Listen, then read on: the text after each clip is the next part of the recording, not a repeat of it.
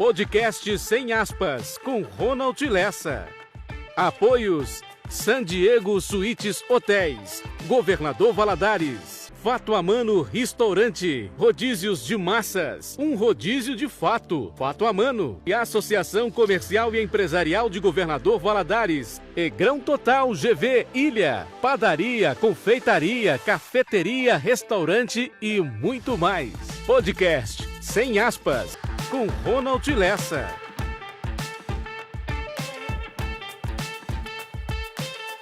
Olá pessoal, seja muito bem-vindo ao nosso podcast Sem Aspas.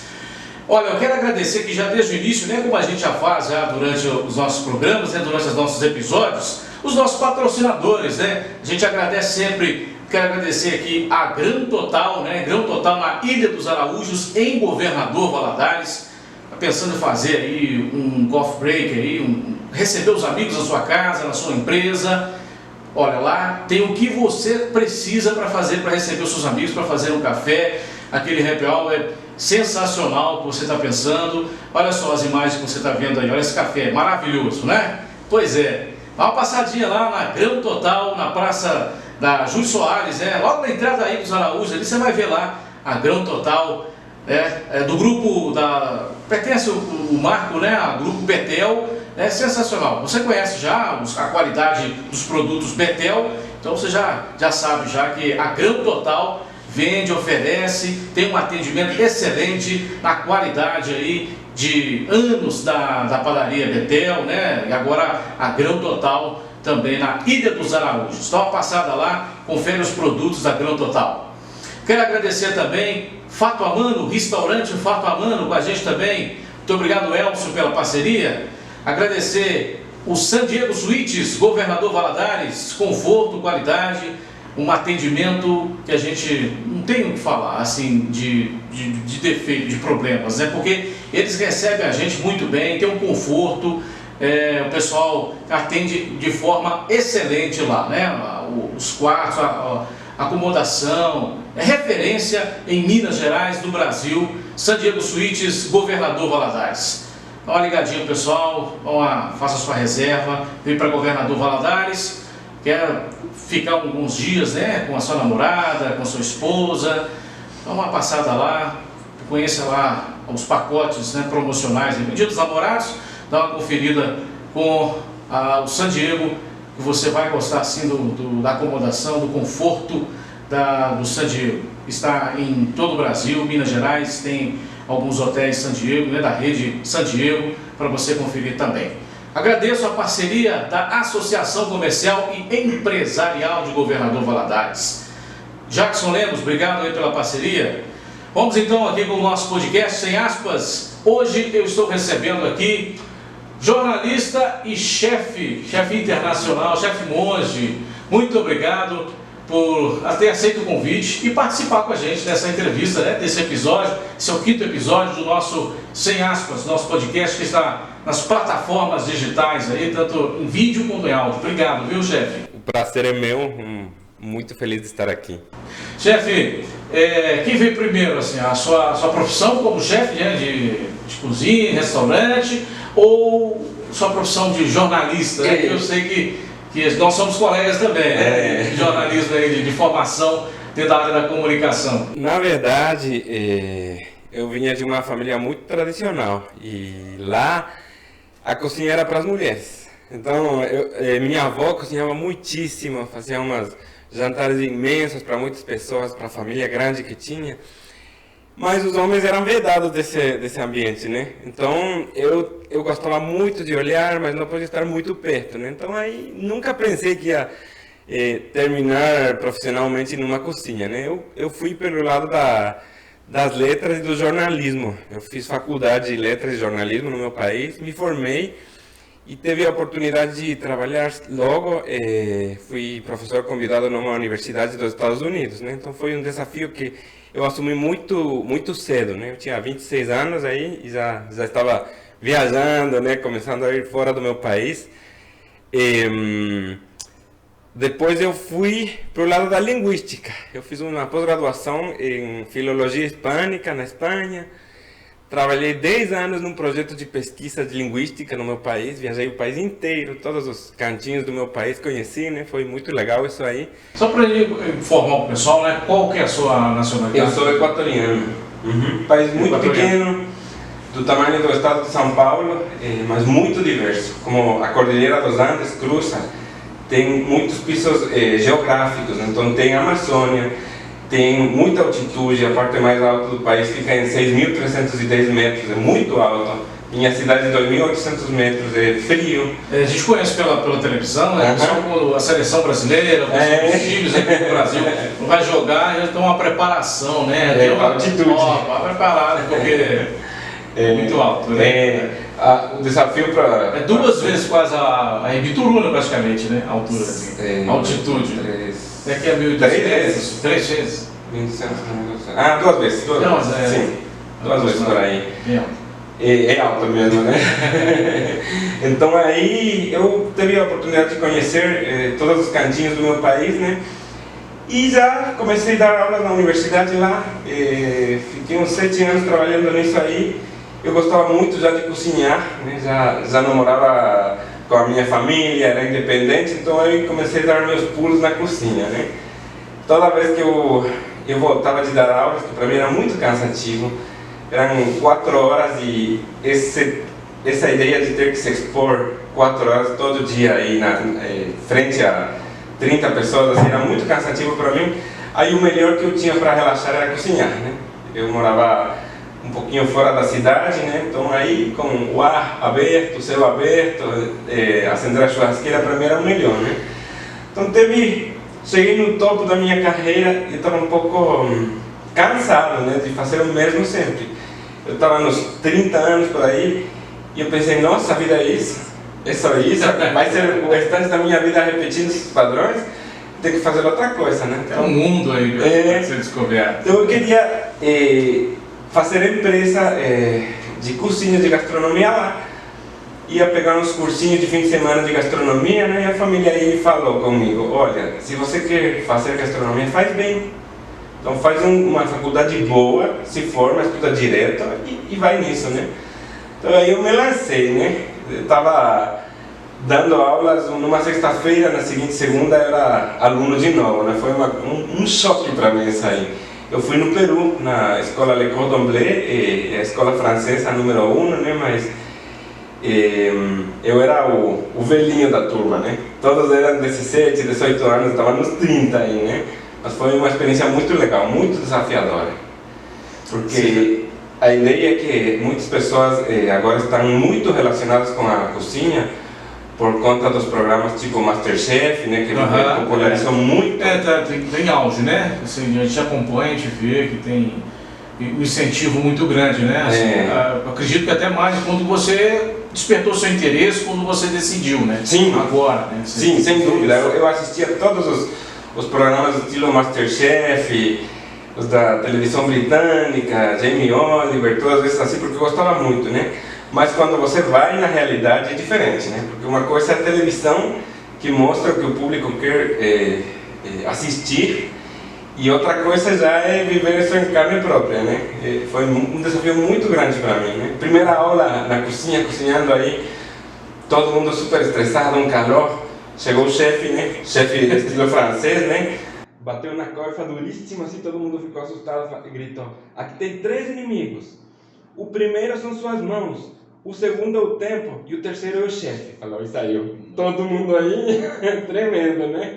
Agora, chefe, o que te encantou, né? O que fez que você viesse para o Brasil? Você já tinha vindo aqui antes de decidir a morar, a ficar de vez aqui no Brasil? Como é que foi? Sua história, como é que é a sua história com o Brasil? Tem que ver com a família. Meu irmão, meu pai é oftalmologista. Meu irmão estava seguindo os passos dele, ia se formar igual que meu pai na Espanha, em Madrid, de fazer a pós-graduação de oftalmologista. E ele ia ir lá na Espanha, tinha tudo pronto. Da universidade enviaram os papéis para ele ingressar e erraram no sobrenome. O sobrenome era Lopes e colocaram Pérez por um erro e ele não conseguiu ir. Então ele ficou sabendo de uma oportunidade em Belo Horizonte, no Instituto Hilton Rocha lá, E ele nem sabia português, fez um intensivo de 1 mês de português e foi dar as provas, né? Então aí ele foi, deu a prova, tinha um monte de candidatos, eram 7 vagas, uma para estrangeiro, conseguiu a vaga de estrangeiro, né? Aí ele conheceu, no primeiro dia direitinho, sem falar nada de português, conheceu quem agora é a esposa dele, né? Foram companheiros de turma e ele ficou. Então eu vim a primeira vez no ano 1999 aqui em Valadares para o casamento do meu irmão. Então, a esposa dele é daqui, de Valadares? Ela nasceu em Vitória, mas a família dela é valadarense. Então todos eles moram, uns em Belo Horizonte e outros aqui, né? Então eu já vim muitas vezes. Quando meu irmão veio morar aqui, eu aprendi português lá, estudei português, pensando em vir de visita mesmo, né? E eu vim na primeira vez e apaixonei, gostei demais. E eu pensei, nossa, eu quero morar no Brasil. Aí era difícil, porque na área de jornalismo é mais difícil para uma pessoa que não fala direito a língua, né?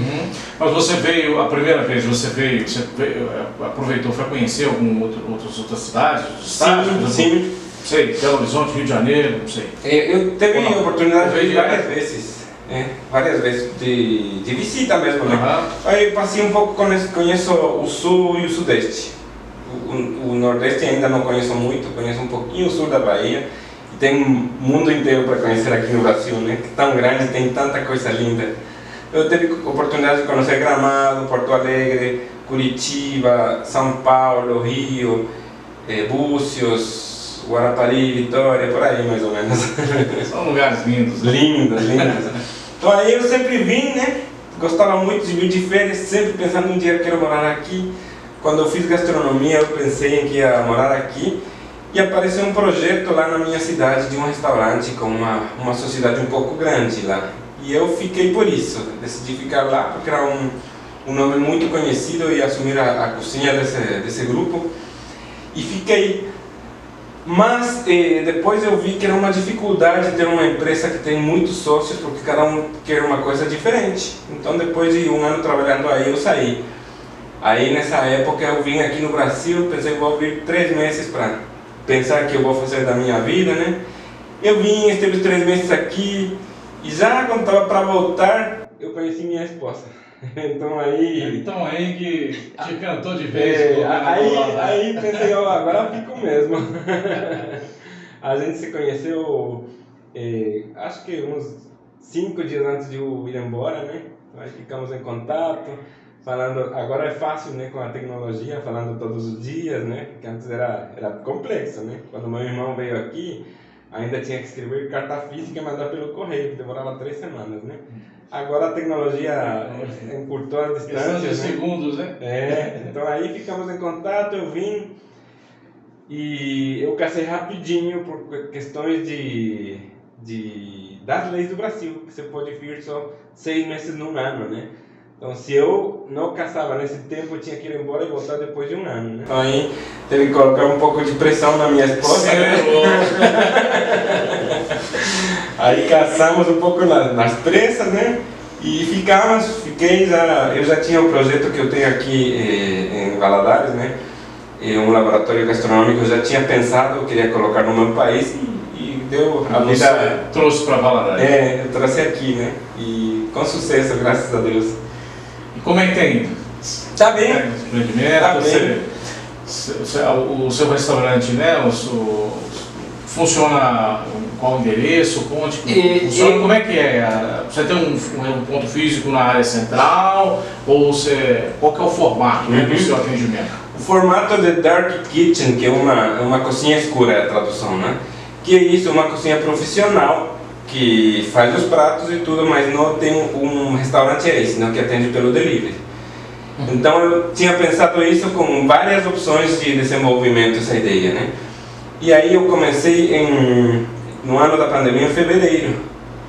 Passou 1 mês que eu comecei, veio a pandemia, que para muitas pessoas foi muito triste, né? Deu muito desafio, para a gente foi uma benção, vamos falar assim, no sentido que eu estava preparado para um mercado como o da pandemia e a maioria da concorrência não estava, né? Então para mim foi uma oportunidade bem grande. Você já tinha visto esse formato, né, fora e antes? Sim. Assim, então você foi, né, uniu assim a situação, né, da pandemia e o seu restaurante, né, a sua cozinha. Aí eu já tinha visto, né, eu combinei além da ideia de Dark Kitchen, combinei alguns métodos de cozimento que é da área industrial, né, então aí juntou tudo, né, os astros se alinharam para mim nessa hora e eu comecei aqui com o pé direito, né. Eu acho que muitos restaurantes hoje, né, assim, empreendimentos hoje já tomaram conhecimento de que essa não é um caminho sem volta, né? Assim, é um outro mercado que você consegue ganhar também, tanto no físico como no atendimento online, teleentrega. Eu acho que explorando bastante, né? As pessoas descobriram, perceberam isso, né? A pandemia, eu acho que veio acelerar as mudanças que já estavam vindo. Porque essa tendência já estava aparecendo, os dark kitchens na Europa, nos Estados Unidos, né? E aí veio acelerar esse processo, né? De que a pessoa, com a tecnologia que tem na mão agora, né? Não precisa se deslocar até um local para comer. Quando eu acho, assim, eu penso que restaurante, com o tempo, vai ficar só para quem oferece experiências e não só ajudar as pessoas a resolver o problema da fome, né? Porque a pessoa pede por curtir, por um lado, e também tem outra pessoa que pede porque precisa comer, né? Então eu acho que vai mudar muito ainda o negócio dos restaurantes. No Brasil eu acho que vai ser mais devagar, porque o brasileiro é muito social, gosta muito de sair, né? Gosta de contato, né? Mas em outros países que as pessoas não são tão sociais assim, eu acho que vai ser mais rápida essa mudança. Mas o brasileiro eu gosto muito, né? Você vai, sei lá, no Bar do Moraes, para que todo mundo conheça todo mundo cumprimenta entre as mesas, né? Então é uma freguesia já que tem aí, né? Que cria uma comunidade. Então eu acho que no Brasil vai demorar um pouco essas mudanças. Chefe da cozinha brasileira, né? Assim, o que te atrai? O que você descobriu, né? Que acabou assim te atraindo e que você de repente trouxe um pouquinho do que você aprendeu lá, olha, com o meu toque aqui, da minha cozinha internacional, eu vou... O que você diz sobre a culinária brasileira? Eu gostei desde a primeira vez que eu vi muito a culinária brasileira. Eu curti muito sempre essa cultura de boteco, muito mesmo. Eu gosto de ir em restaurante muito, mas também gosto muito dessa comida raiz de boteco, né? Salgadinho com cerveja gelada, né? Eu curto muito isso aí. Então eu sempre tive curiosidade, né? Ainda tenho muito para conhecer, né? Mas pelo menos a cozinha mineira eu posso falar que conheço mais ou menos bem, né? Um dos desafios para mim, pessoalmente, por exemplo, foi comer feijão todo dia. Porque no meu país não come feijão todo dia. Não. Pior na altitude, é muito pesado para comer, né? Tem alguma ocasião assim, específica, ou porque é um alimento assim, mais difícil mesmo lá? É difícil para digerir e o povo lá prefere lentilha e ervilha do que feijão. Então, você come feijão sim, mas não é todo dia, né? E para mim foi um desafio isso aqui, né? Todo dia feijão. No começo eu até fiquei enjoado. Agora eu não perdoo uma comida sem feijão. Adorei esse feijão. E a farinha é outra coisa. Arroz e feijão. Agora estou já percebendo a diferença que tem os tipos de feijão, né? Porque pra gente que não tem essa cultura forte do feijão, seja preto, carioca, branco, é a mesma coisa, né? Agora já dá para perceber, né? Então, esse foi um dos desafios pessoais, né? E já profissionalmente falando, um dos desafios foi entender essa cultura da fartura dos mineiros, principalmente, né?